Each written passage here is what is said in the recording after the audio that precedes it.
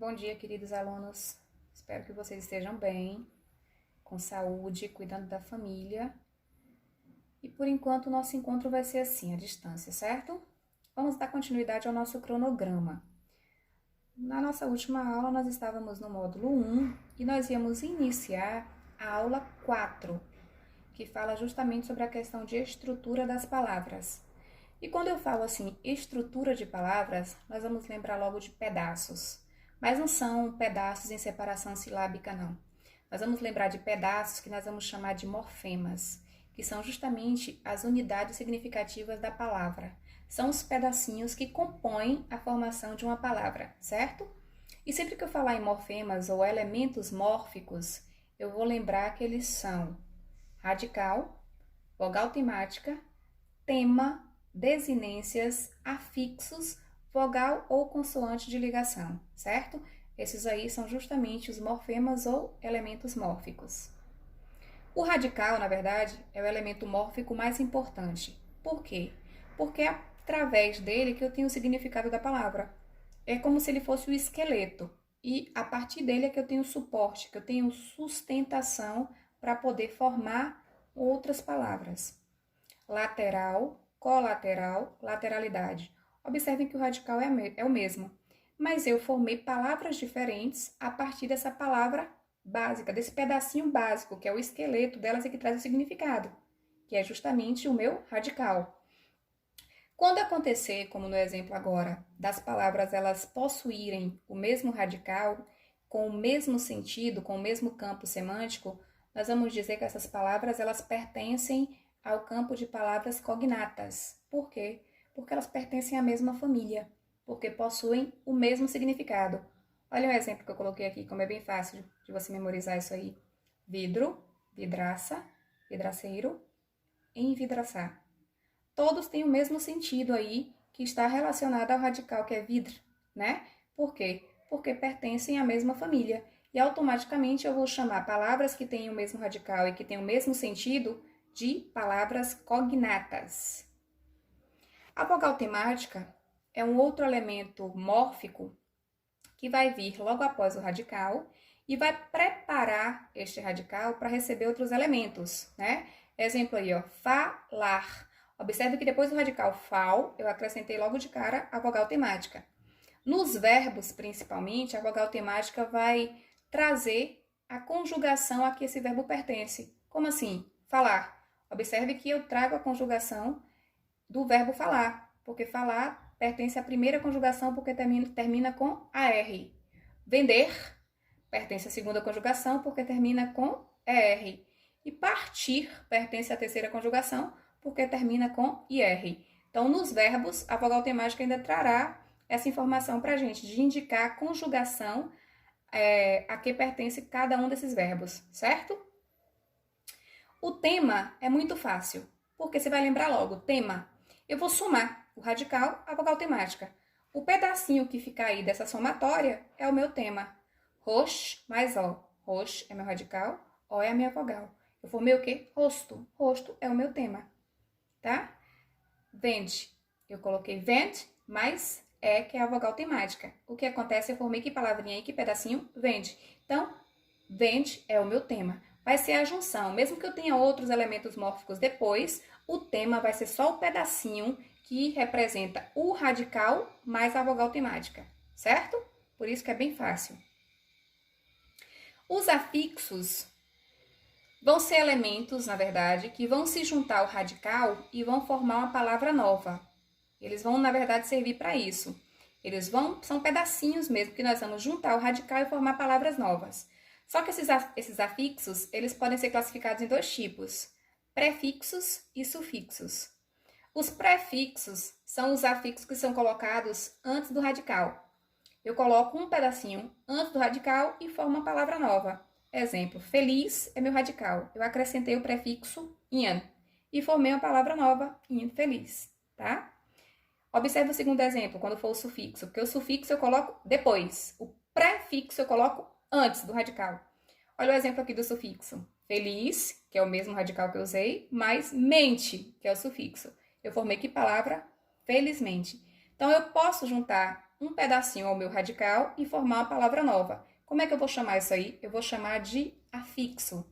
E automaticamente eu vou classificá-lo em dois tipos, prefixos e sufixos. O prefixo vem antes do radical e o sufixo vem depois do radical. Beleza? E as desinências? Porque eu tenho o elemento mórfico que eu também vou chamar de desinência. As desinências nós vamos dividir em dois pedaços, em duas partes. Eu vou, na verdade, chamar desinência nominal, quando eu me referir a nomes, e na gramática eu falo que nome é tudo que não for considerado verbo. E eu vou chamar também de desinência verbal. Por quê? Porque na desinência nominal, por exemplo, as desinências elas vão indicar número e gênero nos nomes, tá? Como assim, professora? Olha o exemplo que eu coloquei aí. Gatas, gatas. O meu radical é gat, gat, porque é o pedacinho que é o esqueleto, é o pedacinho que eu vou trazer o sentido da palavra, é o pedacinho que a partir dele eu posso formar outras palavras. Então, gat é o meu radical. Observe que o a, ele está indicando o gênero, ele é uma desinência de gênero. Primeiro, já sei que ele é um nome, porque não é verbo, é nome. Eu poderia mudar, eu poderia colocar gato.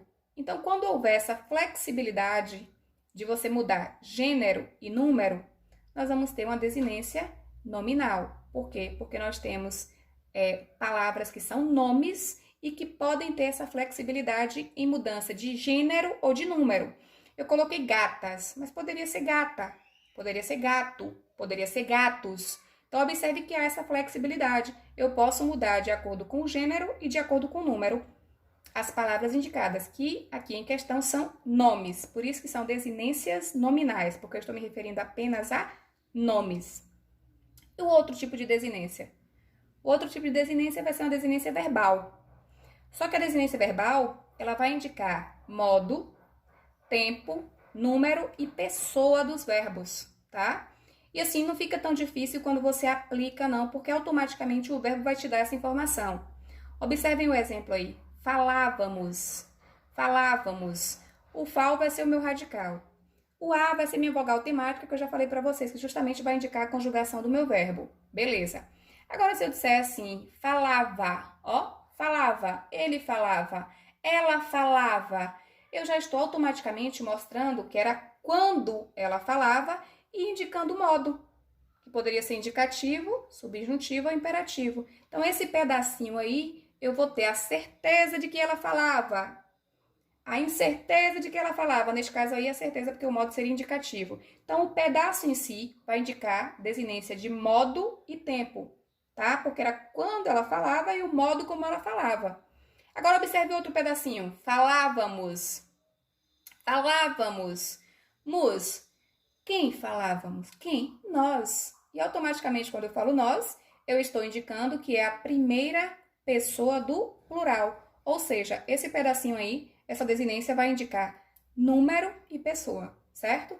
Por isso que o verbo, eu vou ter a desinência, na desinência verbal, uma desinência que vai indicar modo e tempo e uma outra desinência que vai me indicar número e pessoa.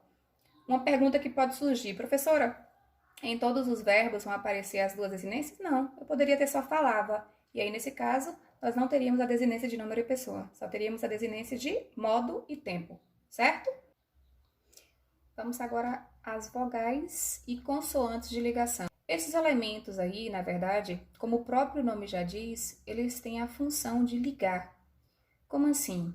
Eles vão ligar o radical ao seu sufixo, né? Então, eles têm essa função predominante. Ele vai ligar, seja uma vogal ou uma consoante, ele vai ligar o radical ao sufixo. Exemplo, floricultura. O radical flor, mais o sufixo cultura.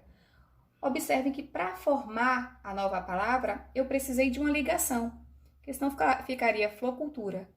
Eu usei aí, neste caso, uma vogal, que foi o i. Então, ficou floricultura. Quando houver essa necessidade desse elemento de ligação, ele não vai servir em relação à questão de sentido, de significado, ele vai servir apenas para ligar. Então, nós vamos chamar de vogal ou de consoante de ligação. Olha o exemplo de consoante de ligação. Chaleira. Chá, que é o radical, mais o sufixo eira. Observe que eu usei o L apenas para servir de elemento de ligação para juntar esse radical ao meu sufixo. E aí eu terei uma consoante de ligação, porque tem essa função de ligar. A melhor parte é que vocês adoram as atividades, tá? Vocês farão 2. Farão as questões objetivas, que estarão na página 21, começarão, na verdade, na página 21 e vai da 21 a 23. E farão também as questões subjetivas da página 25, relacionada à aula 4, as questões 1 e 2, certo? Um abraço, um beijo e bom estudo a todos.